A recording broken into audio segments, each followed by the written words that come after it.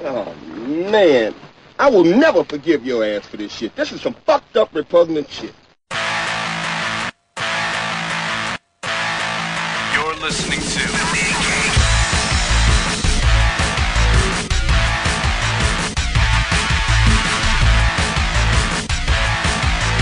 Comics Podcasting on the edge of civility.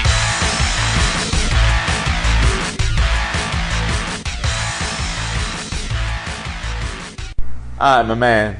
What we're going to do jumping on right now is we're going to get to some April DCs. This is nominally our worst episode of the month. Or best, depending on how angry I am. Depending on how angry you get. We got 2 regular issues, and the rest is all this Convergence hoopla shit. True dat. Hoo-har. Whatever you want to call it. It's just fucking terrible. What's our intro, and what episode is it? This is episode 209. Ed! And yes. And you're listening to The Mean Geek. Comics Podcasting on the edge of civility. With you as always is your host, Tech Jedi, Adrian Hunter, and the Reverend Mad Doc, William quack McGinnis. because I am. You quack because you are a quack. That's a quote from Rennie Duckhart. Is it really? Oh.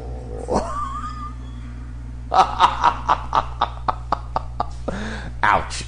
That was amazing. That was really good. Whew. Let's start with the regular. You have leveled up in bad puns, sir. You have, in fact. You are max level now. You've got nowhere to go but Paragon levels. Wow, you hurt me so terribly with that. I don't even know what it's... Holy shit, dude. Whew. I don't even know... Do I want to talk about the Sinestro Annual after that? Holy crap on a stick. I'm fine to talk about it, because for once, I own an annual that doesn't blow. Yeah, it's tough to get a good annual these days, isn't it? Ever, really. Like, you go back to old annuals, you're like, oh my god, this is just like a really bad story that's just twice as long. You know, I read Star Wars Annual 2 last week. 2 is not great. It ain't as bad as you're making them out. 3 is amazing. Yeah, 3 is pretty goddamn good. 2 was readable. I'm trying to remember. It was a very long one, though. Was 2 the one? No, maybe I'm thinking of 1. Which is one where all the monks are in a coma and Han Solo. It just... That's 1. That's awful. That's 1. That was really bad. What was 2? 2 was essentially origins for the secondary casts of Becca, Arkillo... No. I'm skipping over that and going straight to Sinestro because I don't remember. Fuck you. Those of you who don't know, though, Marvel Star Wars Annual 3, The Apprentice, is amazing. It is a damn fine book. So go out there, find that, read that, and don't listen to us. Save time. An endorsement from the Mean Geek. You get what you pay for. I don't even know where to go with this, man. It's just a bunch of backstories, and I didn't really care. You know what?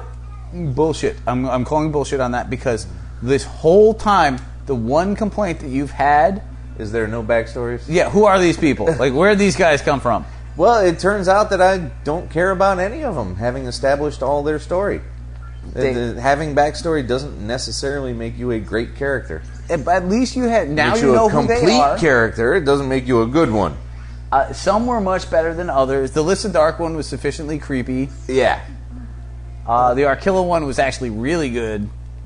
The guy who was a ninja freaking assassin love-sworn slave, that was a little rough.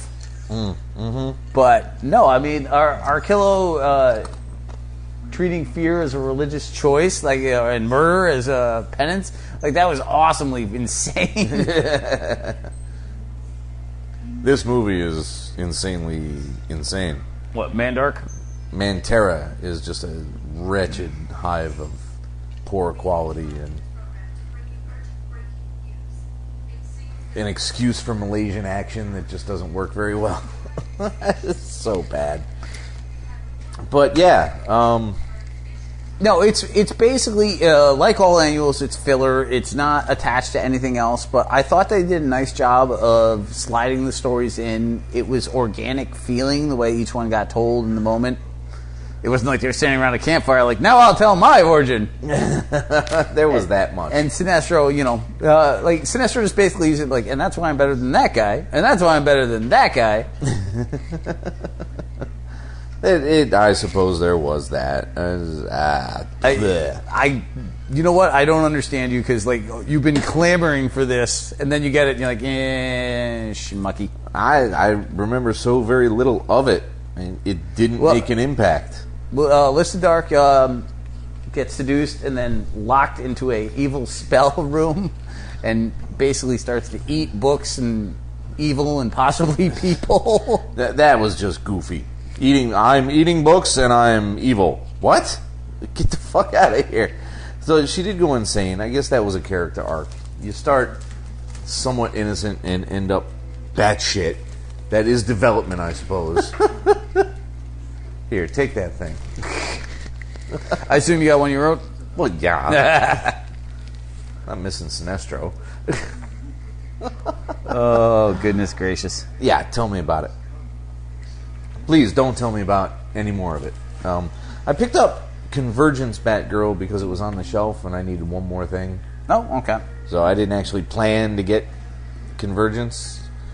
I wanted to get just a couple of things that were related to things I already dug. And maybe do a little bit of branching so I can say I tried what was there. My problem with the Convergent thing is we haven't read the series yet, so it was a little confusing. But particularly confusing was the fact that it would present as if all these worlds were in war, and then some of them actually would be, and others had nothing to do with that. Yeah. And it's like, who is this Talos guy, and why does he feel the need to make the cities compete against each other? What's his purpose in this universe? Is not answered in the Batgirl one. And I'm thinking this is almost all there is to Convergence is, let's just have various incarnations of people fight each other. It's kind of like, bleh. I honestly feel like they needed filler while they were revamping a bunch of things. So they gave a lot of guys who weren't working a lot a bunch of, like, hey, take this character, do whatever the hell you want. For 2 issues, these worlds are fighting each other. And some did it better than others. Yeah, I can see an opportunity to cut loose and be different under a specific framework probably was very tempting to a lot of the creators. But to me, it was just like, oh, a whiny Stephanie Brown. I don't care. I like the fact that Batgirl actually felt like, there was a battle between the 2 cities, or 3 cities, or whatever. Yeah. And they're making those decisions. I thought that part was well done. But yeah, the problem is, you're diving into what's supposed to, it's like picking up issue 700 of a book that you've never read before. I'm not supposed to understand any of this. I'm not attached to any of these people. They're only vague variations on characters I'm even familiar with. And, here's a world where Spoiler is still alive, and she's dating Robin, and Batgirl's her best friend, or Batwoman's her best, and I'm like, what? No. I don't understand any of this. Yeah, it was only until this very moment that I realized that, yeah, they said, here's a framework, have fun. Yeah, they really just gave everybody 2 issues to do anything. I didn't even think of that because I was so confused about the overall points. Right. It's like a writing assignment as much as anything. Yeah, there you go. It's like, okay, here, maybe 1 or 2 of them had characters they were told to make sure this character is going to be showing up, so make sure you do something with them. Now, slightly better was the Shazam one. Well, I thought you were iffy on the Shazam one, right? A little bit. I'm warming to it a little bit. 2 made me feel better. I thought it did a really good job in the retro feel. This was my first experience with Pop Warner, is his name, or who? Oh, Pop Shaner. Doc Shaner. Pop Doc. Some sort of 50s B character. And his retro style was really well suited. It was kind of like Jeff Smith and Paul Smith had a baby. Yeah. And I really dug it. It was creepy, but it was quality work. Yeah, it looked. Your description great. was creepy. Well, yeah, no, but it was perfectly suited for Shazam, and he has a really good attention to detail for a cartoony style. He is, like backgrounds and whatnot. Everything looked great. It felt like a truly classic Shazam story. It just made no sense whatsoever. And I like that Savannah was, as soon as nobody had powers, Savannah was right there, like, "Fuck you, I'm in charge." This felt like if you were just reading a Shazam book, this was awesome. In terms of Convergence, it didn't make a lick of sense. No. Like the dome stopped them from having powers, but other than that, there really wasn't much to the dome story. No, not at all. They're bringing in Mr. Atomic was pretty cool. Yeah, no, I like seeing him. The wacky King Cole, caveman mechanic, Neanderthal engineer. That was hysterical. That was fun. No, this was definitely a much better book than Batgirl was. Yeah, good for. I mean, the art was better. Not that the art was bad in Batgirl. It was just like serviceable. Yeah, I'm very happy. Finally, I experimented and it didn't blow, which is a true rarity. It is. You experiment all the time, and you have like a 50-50 track record. That's all based on volume, really. I have a good 75%. God damn it. I think that applies to Convergence Booster Gold. Dude, that was, oh my god. Holy crap. This read like the worst 90s comic. It was so convoluted and confusing. Oh, by the way, we got some time travel, and we're stuck in Skartaris, and there's time, and there's more than one booster, and there's Rip Hunter and his son, Time, and there's time travel. There's Chronal Wubba and Time, and only Booster can save the world. Blah. And Booster's sister, High Chair Silver, like just ridiculous. So, Gold Star. Her name's Gold Star. Yeah, like that's any better than High Chair Silver. Not really at all. The High Chair Silver is much more hilarious. No, that was just... That's not what I want about my booster.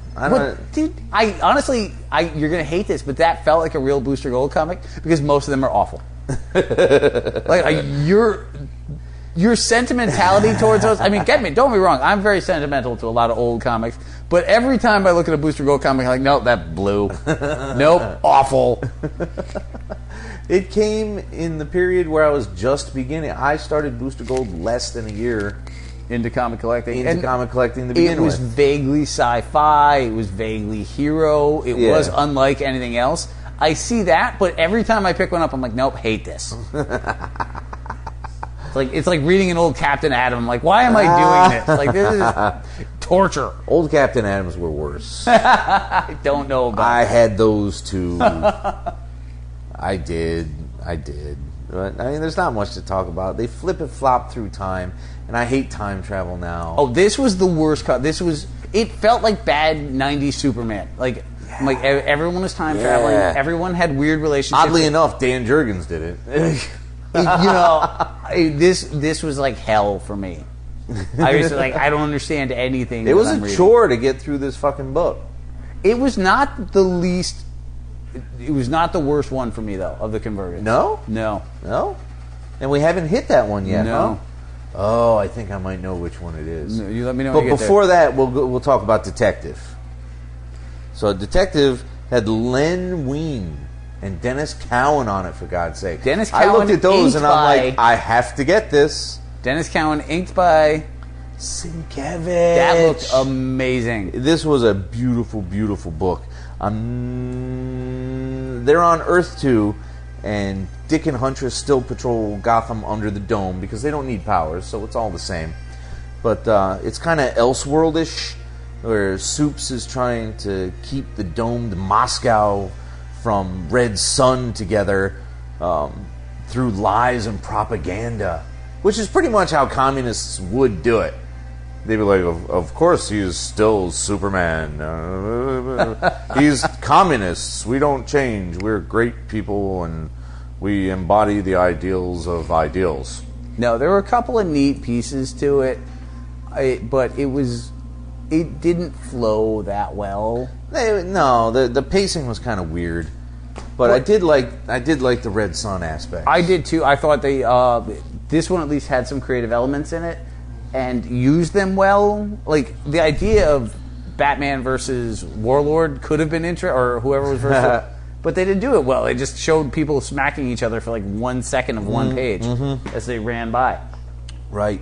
This dove in. It's like, oh, that's my... If these are my toys, I'm totally playing with these, which I really appreciate. The highlight was the art, though. As far as I'm concerned, Cowan should always be inked by Sienkiewicz. That looked so good. Shadow of the Bat kind of disappointed me, though, because we finally brought back Asbat. And if you don't think in the back of my mind somewhere it's not Asbat, you're wrong. So, this is the Nightfall Bruce and Asbat.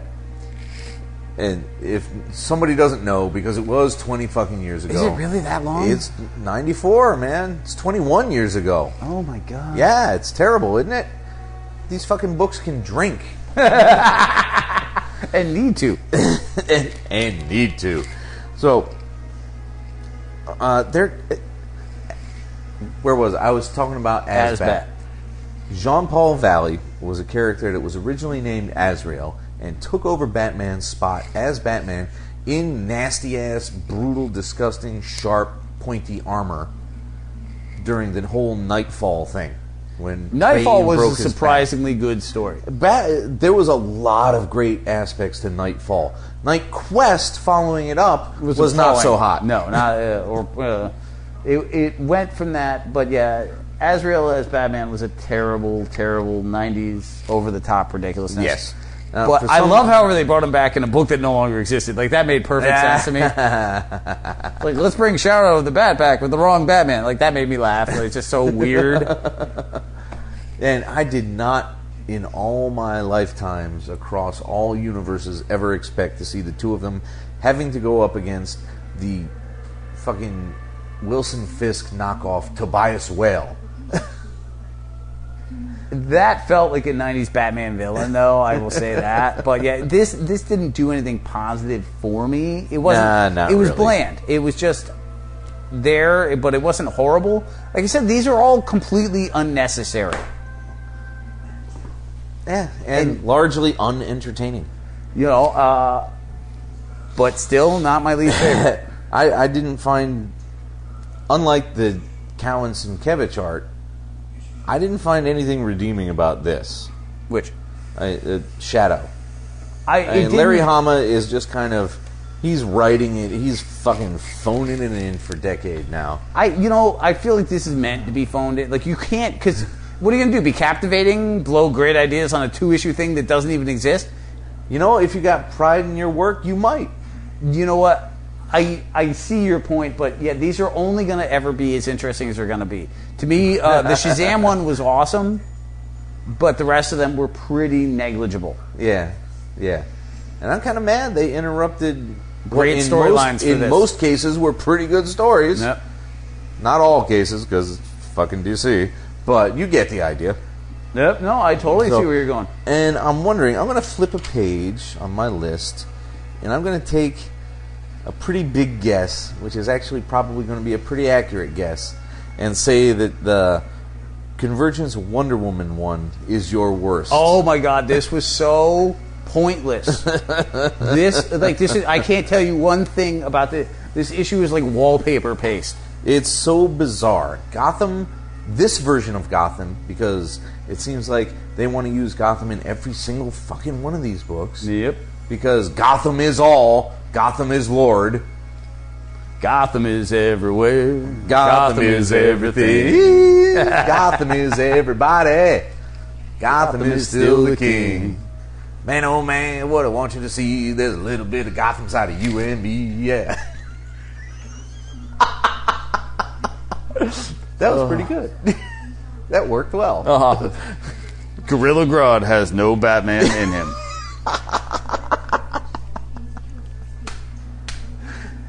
And Amanda Waller has Batman in him, but he's trying to get out. Listen to him, Wally, baby. Nobody gets that because nobody has ever heard that song. What song is it? Come on, let him go. Elvis is Everywhere by Mojo Nixon and Skid Roper.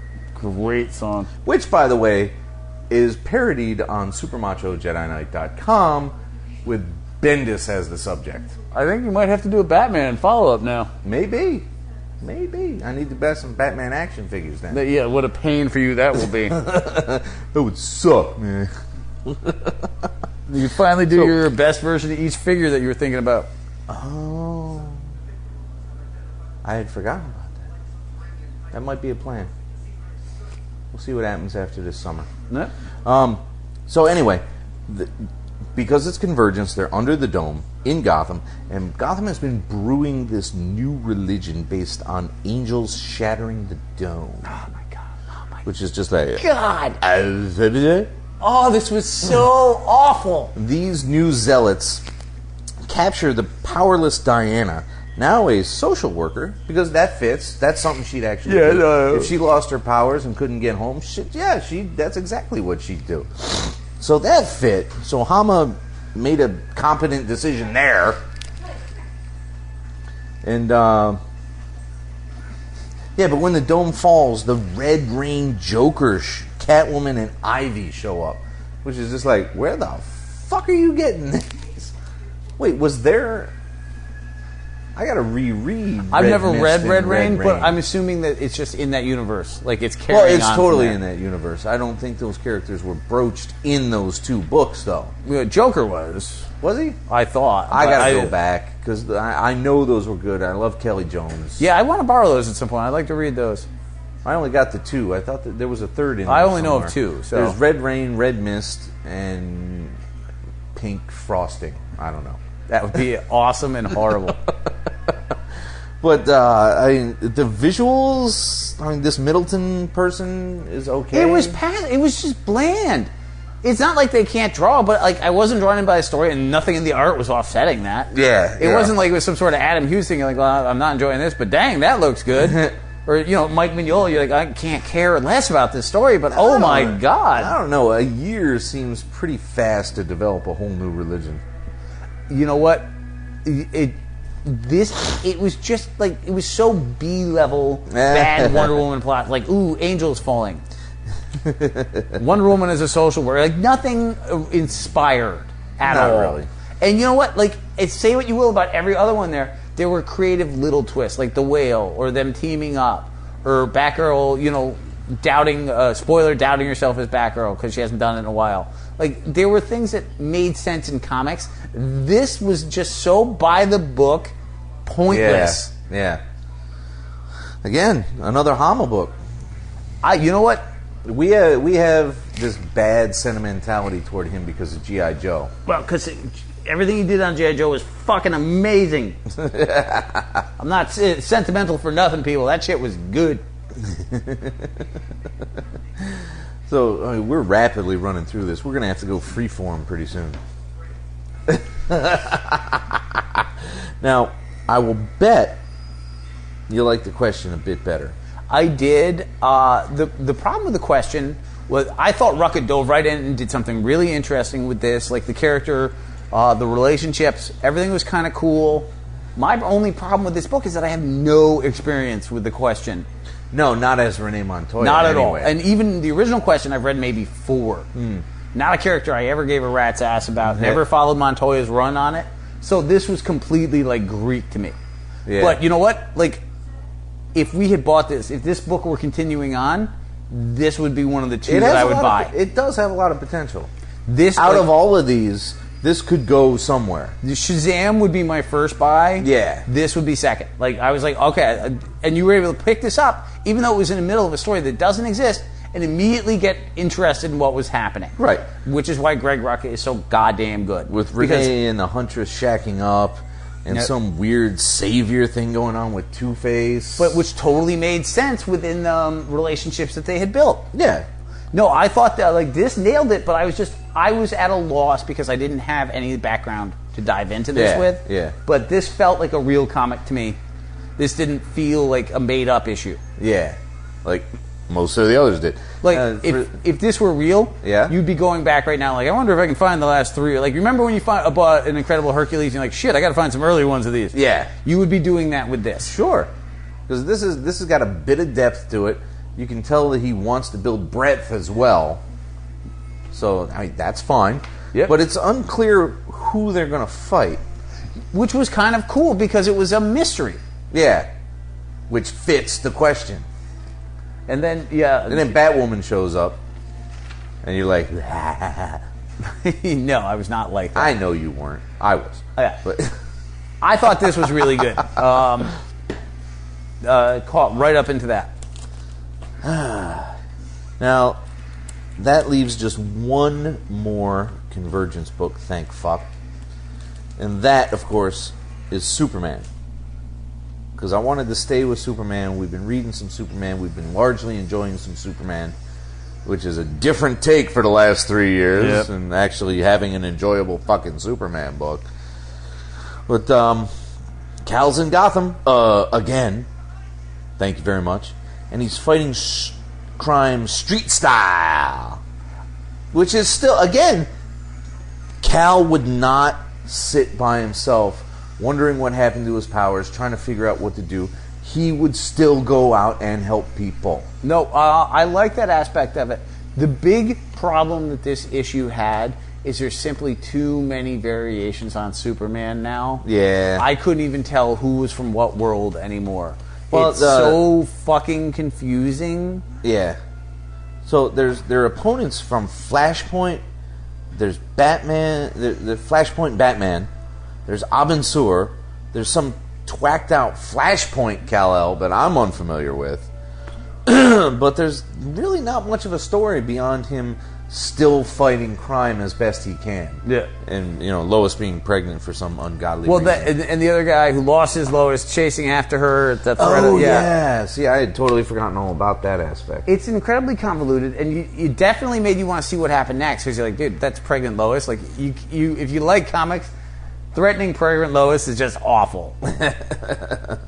But It's true. It was just, I couldn't relate to this one because it just, there are too many timeline Supermans at this point. Yeah. And it's been done to death. Like, it was key points in like the last 4 events was alternate timeline Supermen fighting each other. Yeah. I'm tired of all this. It sounds it's a ludicrous sentence to say. Which is why they're doing Convergence. Fine, I get that. No, what I'm about to say. It's a ludicrous sentence to say, I hate all this variety. But they're still all just riffs, and they're mostly just costume riffs. There's nothing that really sets apart any Kal-El from any other Kal-El, because otherwise it's just some jackass in blue. Yeah, sometimes they got gray at their temples. Yeah, that's not Sometimes they've enough. gone crazy. Yeah. It just... It's like, I get it. You want to sell toys, and the way to sell toys is to sell, Convergence Superman versus Golden Age Superman and get both sales. I get that. But it's getting fucking ridiculous. That is true. It's getting flat out ludicrous. I can't describe just how dumb it's getting anymore. They've gone to Plaid. They'll have a fucking Plaid Superman. You watch.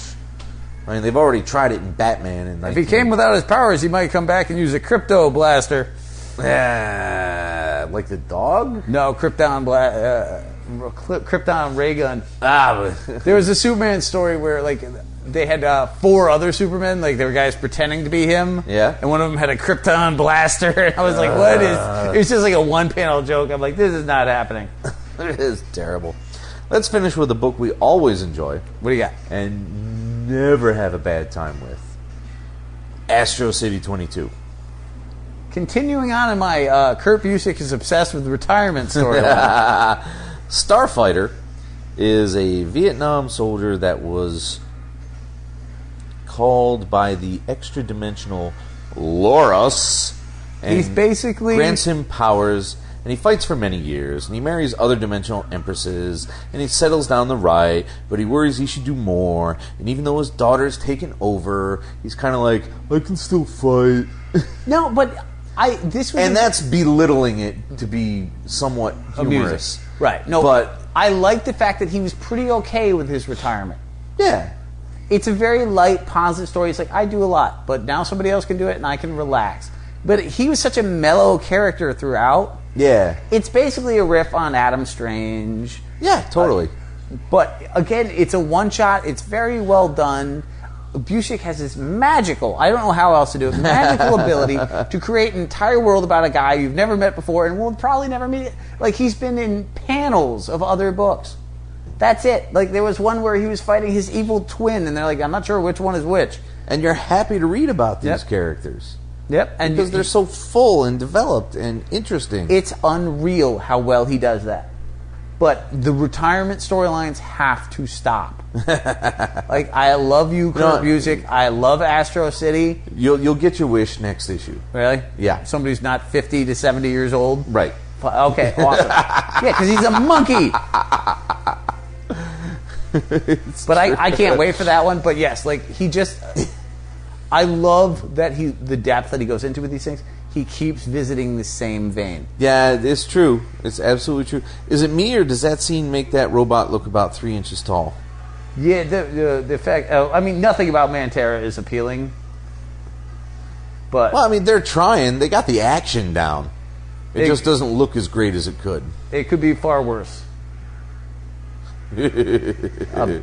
But, yeah, I love Astro City, but yes, I miss, like... light... Like... I feel like everybody is really old in this book now. Well, you know, that's a perspective that you don't get anywhere else. And I think that the stories are just as valid. That's true. I think he's going back to them too frequently. That's my point. I mean, if you consider the entire scope of Astro City, yep, you've got Steeljack. You just had the quarrel. He looks like Carboni! He totally does.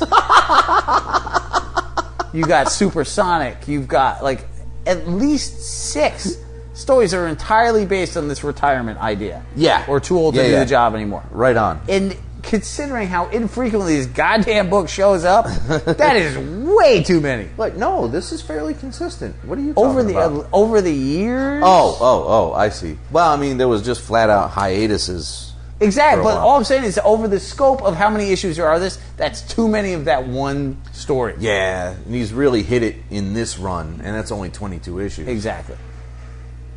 Like, we literally just had a 4-issue story arc on the same, and now here's the same riff in another way. And they both ended on surprisingly upbeat notes, but still. But you get your wish next issue, so it's all good. Woohoo, it's about time. Now, what do you want to talk about? Because we're only a half hour in. I don't know. Anything? Anything at all? No? What do you got? Can we have our shortest episode ever? Do you feel good about a half hour? There wasn't, I mean... Do we could have lambasted these DCs a little harder, but that was... But it's Convergent. They're not real. There's no... I can't get my dander up over 2-issue fake story arcs. Like, it's hard. I don't have enough... Like, I have too much spleen to vent to waste it needlessly. Too much spleen to vent. That's terrible. That's gross as well, by the way. You leave my spleen alone. You brought it up. Brought it out, said, "Here, world, this is my spleen. I wear it on my sleeve." There are many like it, but this one is mine. I don't have anything to say. Got a top 5? Well, you can try one, but I'll have to edit the shit out of this. Yeah, no, your ums are awe-inspiring. In their umminess. Blah, whatever. I'm waving a chair, party! You talk about how bad the stuff in previews is this month. It's not bad. Just there were very few new things that jumped out at me. Yeah. I think you're going to end up doing that biker new one just because you couldn't find anything else. The which one? The one you were hemming and hawing about. Which was... I don't even remember the name of it. I don't remember any bikers. Yeah, the two, the girl and the guy on bikes, like, not biker... Bicycles?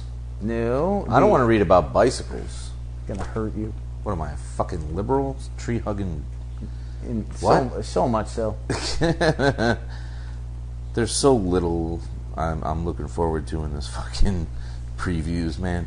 Plutona has some potential, I suppose. Tokyo Ghost is what you're looking for. Remender, but Sean Murphy, though. I like Sean Murphy. Exactly. He's a talented guy. I like Remender. Under most circumstances. Well, I feel like we got to look for a graphic for Black Science and see if that went anywhere. That's not a bad idea. Alright, fuck it. Let's call it even. Hey, kids, it took 210 episodes, but you got our shortest episode ever. And that includes one I fell asleep during. Yes, pretty much. I hope you enjoyed it, and go fuck yourself. Bless you, fuckers! And away. The Mean Geek is recorded live at the Reverend Mad Duck's apartment whenever the hell we can get to it. Find us on Facebook, Stitcher, Twitter under @TheMeanerGeek. Subscribe to us through RSS. Or we can be located at our own site, www.themeingeek.com. And most importantly of all, you can find us as a proud member of the Comics Podcast Network. Email us directly at TheMeanerGeek@gmail.com. Can I drink now? You may.